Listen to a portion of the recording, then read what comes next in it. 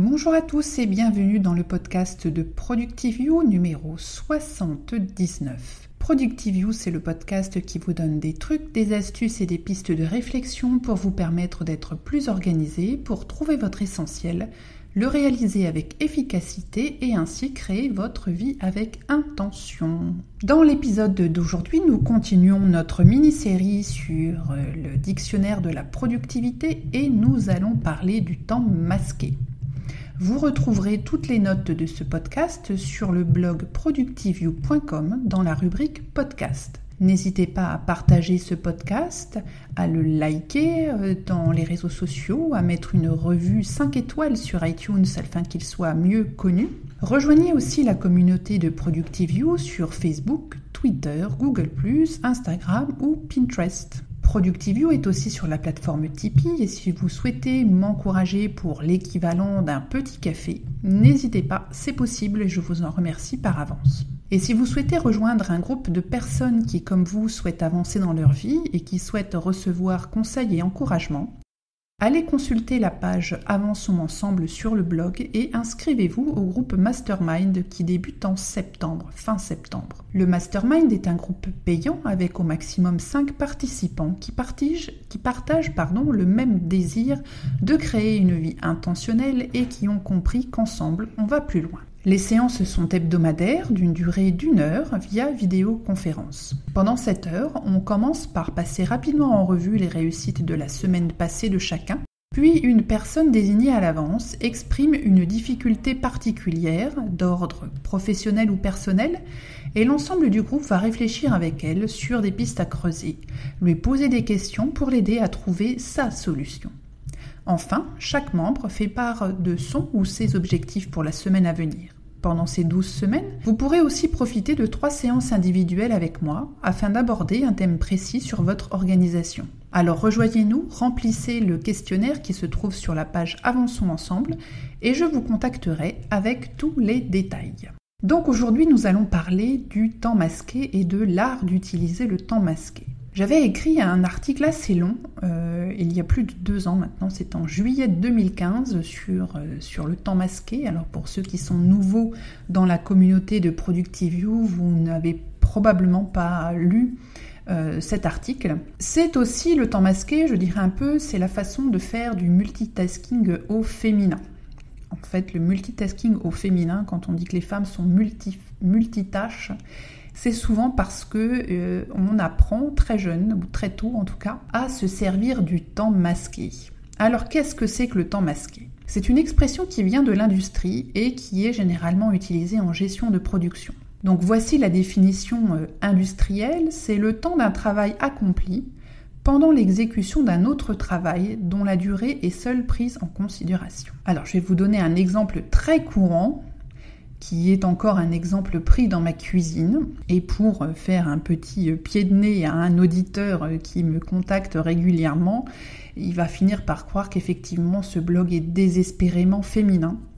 Mais je pense que les exemples tirés de la vie pratique, c'est toujours plus parlant.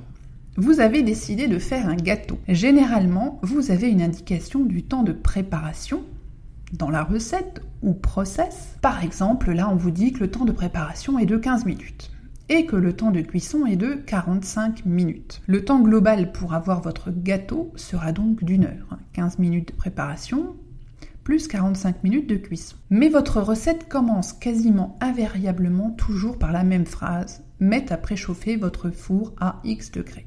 Pourquoi ça ? Parce que votre four a besoin de plusieurs minutes pour atteindre la température désirée. Si vous faites votre préparation, 15 minutes, et que seulement après la préparation, vous mettez votre four à préchauffer pour 15 minutes encore, et qu'ensuite vous faites cuire votre gâteau, en fait, le temps global, cette fois, va passer à 1 heure et 15 minutes. Mais si vous suivez bien le process ou la recette et que vous préchauffez bien votre four au début de la préparation, le temps global est de 60 minutes. C'est ça le temps masqué. Ce n'est pas du multitasking puisque la tâche de fond ou le temps masqué n'est pas faite par vous-même, mais par une machine. En l'occurrence ici c'est le four, ou bien par quelqu'un d'autre. Ça c'est un point super important. Et les exemples ne manquent pas dans la vie quotidienne, surtout dans celle d'une maman. Par exemple, on va programmer sa machine à laver pour qu'elle se termine juste au moment où on rentre du course ou bien du bureau. Et on va pouvoir tout de suite la vider et mettre le linge à sécher, sans avoir à attendre pendant des heures que la machine se termine et puis se coucher très tardivement parce que veut absolument étendre le linge avant de se coucher. Pour la plupart d'entre nous, ça relève du simple bon sens. Mais croyez-moi, il y a des progrès à faire dans ce domaine pour tout le monde. Quelques exemples. Enchaîner la préparation de plusieurs plats en cuisine, pendant que l'un cuit, on prépare l'autre. Lire pendant que vous voyagez, écouter des podcasts ou des livres audio dans les transports en commun. Cette technique a de gros avantages, surtout si vous avez beaucoup de choses à faire avec un nombre limité de moyens ou un nombre limité de temps. Je vais reprendre un exemple un peu long et un peu complexe, une mise en application de ce temps masqué d'ordre personnel. Il y a quelques années, pour les 18 ans de mon fils aîné, j'ai organisé une fête surprise avec 20 personnes. Alors c'était en juillet, il faisait beau, il faisait chaud, et les invités étaient principalement ses copains. J'avais donc prévu un buffet fait maison, parce que je fais beaucoup de choses fait maison, et j'avais sous-traité uniquement le gâteau d'anniversaire à un de ses cousins qui est pâtissier. Alors le menu était assez complet, Donc, j'avais prévu un gros pain surprise surgelé que je n'ai pas fait, un gros taboulé maison, une quiche maison, une pizza maison, des bâtonnets de légumes avec des sauces, des bouchées de chèvre courgettes, des bouchées crevettes chorizo, un gâteau yaourt, des muffins salés, des cupcakes, des wraps avec du guacamole maison et au poulet, un cake salé, des tomates mozza sur pic et une soupe champenoise pour l'apéritif. Et en plus, il fallait que je m'occupe de la décoration, que je fasse le marché, le ménage, que je me prépare, que je me repose aussi un petit peu pour la fête. Et il fallait que je fasse le tout entre le vendredi soir et le samedi soir, au moment de la fête, sans pouvoir faire des préparatifs à l'avance, puisque c'était une fête surprise et que mon fils vivait chez moi. Alors j'ajoute que je n'ai qu'un seul frigo, qu'un seul four, 2 plats à tarte et une cuisine qui fait 6 mètres carrés. Voilà, donc c'était les contraintes externes. Donc je sais, je suis une femme de challenge. Donc ma première étape, ça a été de lister tout ce qui était à faire, définir le temps pour chacun, et pour ce qui était de la cuisine, en séparant les temps de préparation, les temps de repos et les temps de cuisson. Alors j'ai fait tout ça dans un fichier Excel. Alors je vous rassure, je n'utilise pas Excel dans ma cuisine tous les jours, mais là en l'occurrence, quand on a une grande fête à préparer, ça a été extrêmement utile. Le total général de la durée des différentes tâches était de 35,7 heures de préparation diverses, plus 2,9 heures de cuisson au four. Je me retrouvais donc avec tout ça à faire rentrer dans mon temps disponible, c'est-à-dire 3 heures le vendredi soir et 10h30 le samedi, soit au total 13h30. Ça fait presque 3 fois moins de temps global que le nécessaire, entre les 13h30 et les 37-38 heures au total qu'il me fallait pour la préparation à la cuisson, on a une petite différence. Donc là, j'ai identifié les choses que je devais absolument faire en premier, car elles demandaient un temps de repos ou un temps de décongélation assez long. Par exemple, le fameux pain surprise nécessitait 12 heures de décongélation. Il fallait donc penser à le sortir du congélateur très tôt le matin. Idem pour le fameux taboulé, qui demande un temps de repos assez long. Je le fais avec de la semoule crue qui doit gonfler dans le jus des légumes. Ça prend pas mal de temps. Donc ces 2 tâches sont typiquement des tâches à effectuer en temps masqué, pendant que je fais le reste. Mais il faut bien les lancer au début pour que les 12 heures, par exemple, de décongélation se passent tout au long de la journée. Ensuite, j'ai considéré que mon four était un point bloquant. On appelle aussi cela, en termes techniques, le goulot d'étranglement ou le goulet d'étranglement.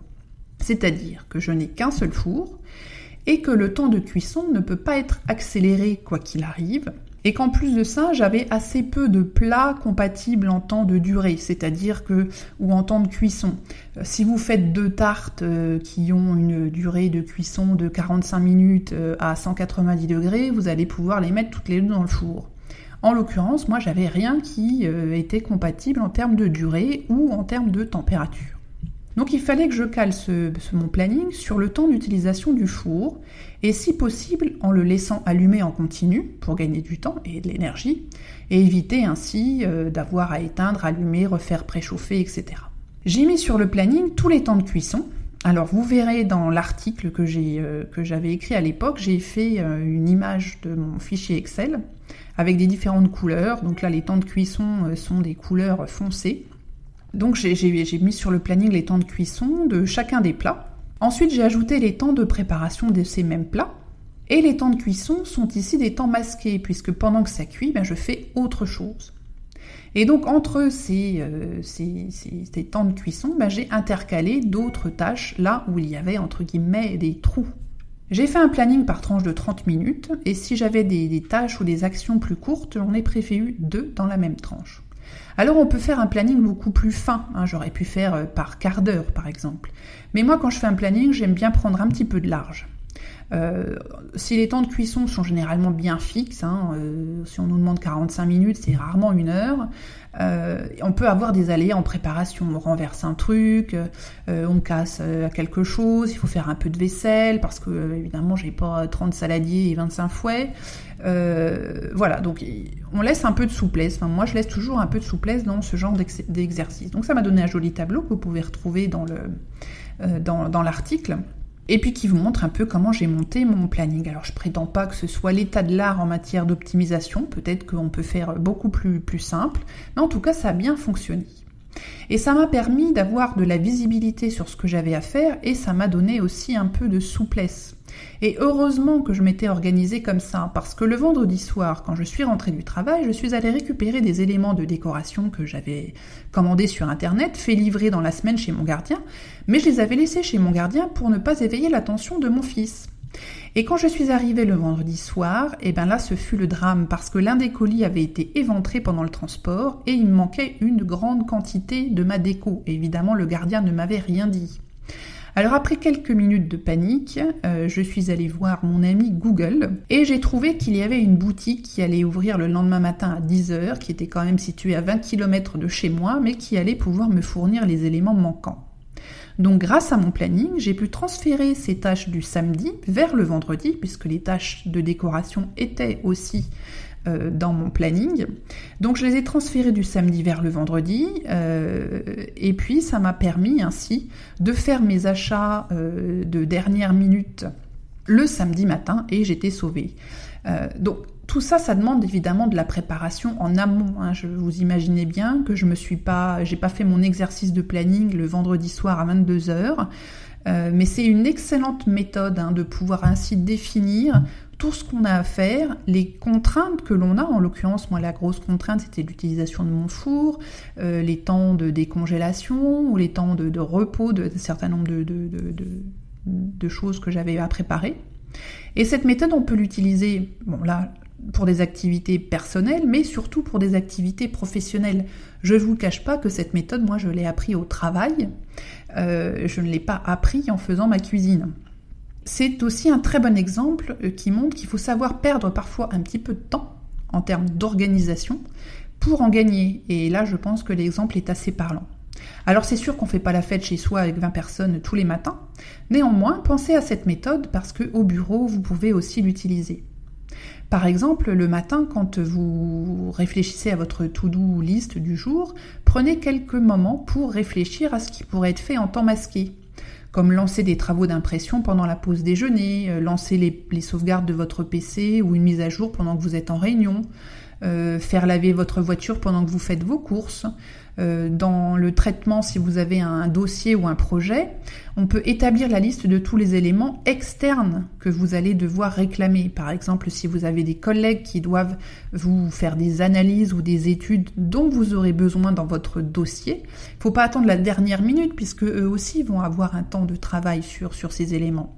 Donc dès que vous avez établi la liste de tous les éléments dont vous avez besoin pour ce dossier ou pour ce projet, n'hésitez pas à prendre quelques moments pour bien définir ce qui est des ressources externes qui va être fait pour vous en temps masqué, et puis immédiatement à demander aux personnes qui sont compétentes de vous préparer tous ces travaux Et ainsi, quand vous allez vous mettre à collecter toutes les données finies, vous allez pouvoir les rassembler pour votre analyse à vous, tout cela sera prêt et vous n'aurez pas besoin d'attendre, ou en tout cas vous attendrez beaucoup moins longtemps que si vous y preniez à la dernière minute. Donc vraiment pensez, si vous déléguez une partie des tâches pour une tâche qui devra être faite par vous plus tard, lancez-la entre guillemets en priorité. Ça paraît pas urgent sur le moment, mais sur le long terme, en y réfléchissant sur votre planification, vous allez vous rendre compte que si vous les lancez vraiment en avance, vous allez pouvoir ainsi les récupérer en temps et en heure. Donc lorsque vous allez prioriser vos tâches, réfléchissez s'il y a des tâches non prioritaires, a priori, qui nécessitent l'intervention d'une tierce personne. Et en prenant ces 10 minutes pour lancer cette tâche externe, cela vous fera gagner un temps précieux plus tard.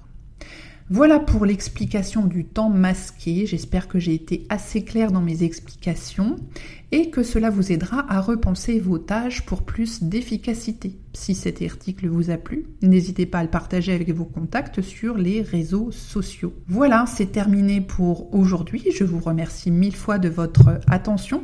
N'hésitez pas à mettre une revue 5 étoiles sur iTunes et puis à communiquer avec moi via les réseaux sociaux sur Twitter ou Facebook qui sont mes 2 réseaux favoris.